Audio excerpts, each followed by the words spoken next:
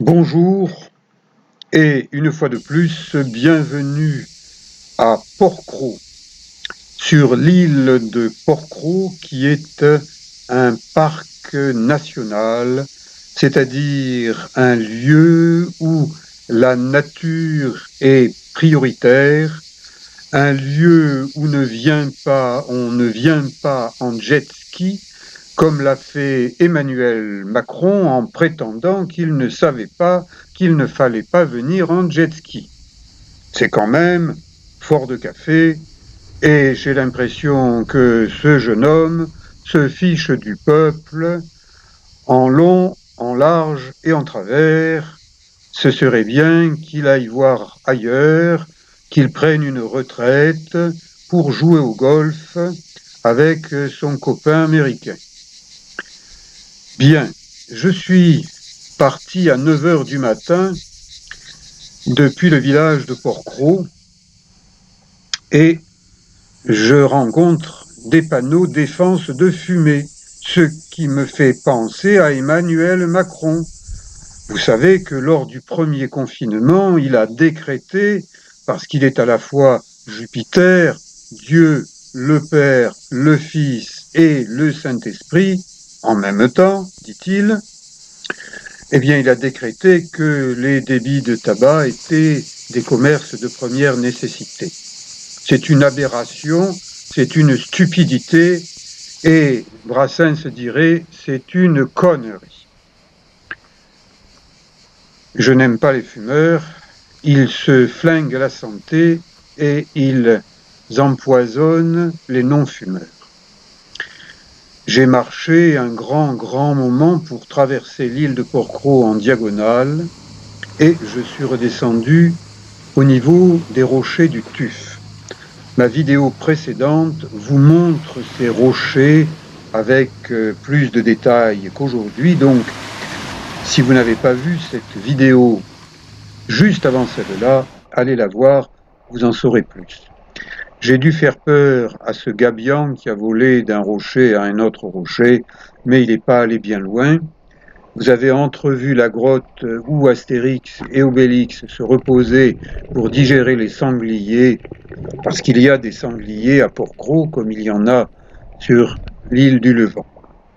Je démarre vers 11h du matin une nage qui va m'amener de l'extrémité est, presque, de l'île de Porquerolles jusqu'à son extrémité ouest, la pointe du Cognier.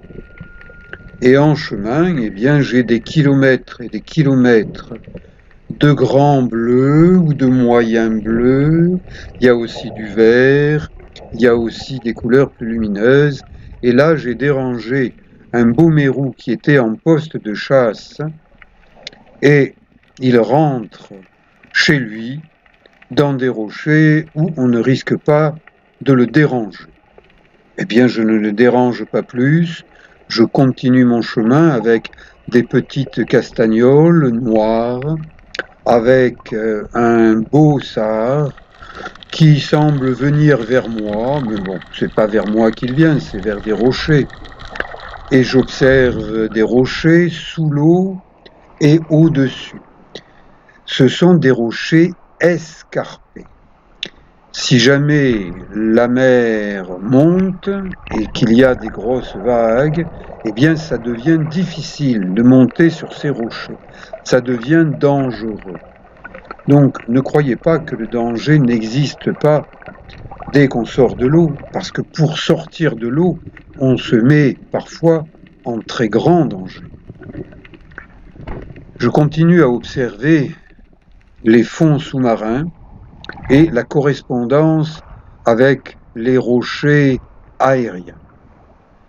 Je ne me lasse pas de regarder, d'observer ces rochers.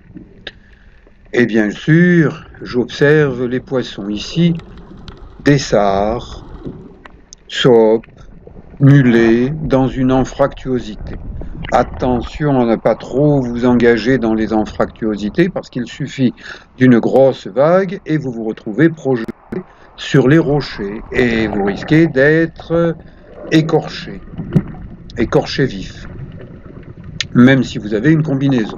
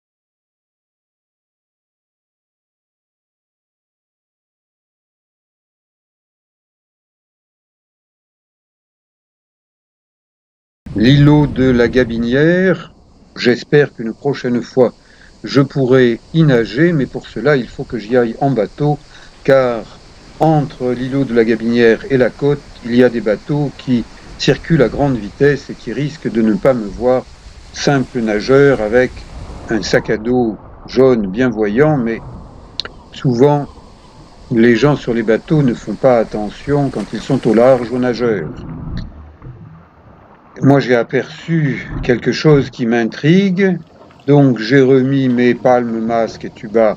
J'ai pas pris de combinaison parce que je vais juste faire un petit tour, donc je redeviens naturiste, nageur naturiste. Je tourne et je monte mes images seul, en amateur, à Toulon, pour mon plaisir, parce que c'est un passe-temps, un hobby comme on dit, et aussi pour vous faire partager ce que je vois, car le partage fait partie de la vie. Ici, c'est un trou soufflant ou souffleur, c'est-à-dire qu'il y a une cavité d'air derrière ce trou, à l'intérieur du rocher, qui peut être petite, moyenne ou grande. Une fois, sur un grand trou souffleur, j'ai été soufflé sur plusieurs mètres, expulsé du rocher où pourtant j'étais solidement agrippé. Donc, je fais attention, mais ce trou soufflant est un trou de petite taille, donc ça va, je peux m'en approcher, mais pas trop quand même. Je suis un ex-maître nageur sauveteur, j'exerce toujours comme masseur kinésithérapeute spécialisé en méthode Mézières, méthode d'équilibrage musculaire que je pratique sur moi pour garder une certaine souplesse en vieillissant, et je pratique aussi la culture physique et la musculation. Ce loup a repéré que je ne suis pas dangereux parce que je n'ai pas de fusil sous-marin. J'ai une petite caméra, donc je ne lui fais pas peur et il me laisse le suivre de près. J'ai envie de lui attraper la queue, mais je me garde de le faire parce que ça le ferait disparaître. Et là, c'est tellement agréable de pouvoir nager près d'un aussi beau poisson qu'un loup. Je ne me presse pas. Je ne suis pas pressé. À 71 ans, je ne suis plus un homme pressé. Je l'ai été, mais dans la vie, on change. L'îlot de la Gabinière, vous voyez, il n'est pas exactement près du rivage, il y a un bon kilomètre. Et dans ce kilomètre, il peut y avoir des bateaux et aussi des courants forts. Un autre mérou, plus gros que le précédent. Je ne fais pas la même chose que précédemment, je ne descends pas pour le voir de plus près, je me contente de le suivre depuis la surface. Et ce poisson, qui n'est pas bête, vous chanterez Pierre Perret, eh bien, il me laisse le suivre. Et donc, je le filme. Il pourrait facilement disparaître dans les posidonies, qui sont des plantes marines. Il pourrait se cacher sous un rocher. Le mérou est un animal qui vit autour de chez lui. Il ne fait pas des grandes distances comme d'autres poissons. J'observe les rochers. Même lorsque je ne vois pas de poisson, je trouve que c'est joli. C'est une belle observation. Et j'ai avancé, je m'éloigne de la gabinière. Maintenant, je suis environ à mi-course, mi-nage. Je suis un vieux nageur avec des racines corses qui demandent à ne pas être trop agité. Et la Corse a été, il y a longtemps, rattachée au continent, de même que les îles d'Hyères, dont l'île de Porquerolles. Mais les montées des eaux, les descentes des eaux, les changements climatiques, il y en a eu beaucoup qui ont bouleversé la vie sur Terre.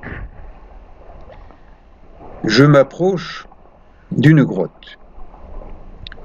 Une grotte, eh bien, je ne sais pas trop à l'avance ce qu'elle me réserve. Elle peut être dangereuse.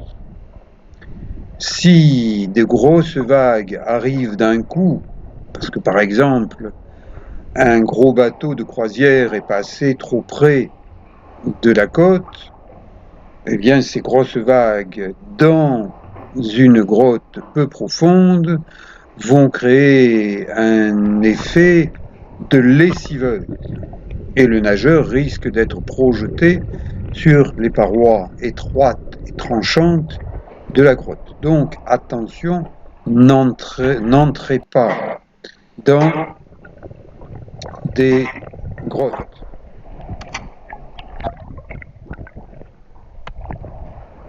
Je termine de nager. Je commence quand même à en avoir un peu plein les palmes, de nager depuis des kilomètres et des kilomètres. Je sors d'une dernière anfractuosité ou grotte et ça y est, le nageur tortue devient un randonneur tortue. Je sens quand même les kilomètres de nage, les kilomètres d'effort de bras, de jambes, de l'ensemble du corps. Je ne marche pas comme un petit jeune, je marche comme un papy, un peu fatigué, mais bien content d'avoir réussi à nager toute cette côte sud de l'île de Porquerolles à mon niveau, sans parler de compétition avec moi-même ou avec qui que ce soit. C'est une aventure réussie. Et en ça, je suis content. Et quelque part, eh bien, je peux servir d'exemple parce que ce ne sont pas tous les papys de 71 ans qui traversent une île comme celle de Porquerolles en randonnant jusqu'à la pointe du Tuf, se mettent ensuite à l'eau et parcourent en suivant le rivage des kilomètres et des kilomètres pour sortir à 17 heures au niveau de la pointe du Cognier. Et là, reprenant mes baskets, rejoindre le village en marchant tranquillement.